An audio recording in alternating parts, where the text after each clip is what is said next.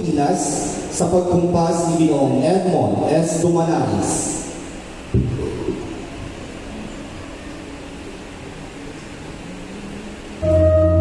Mga kababayan, ang pambansang awit ng Pilipinas. Bayang maging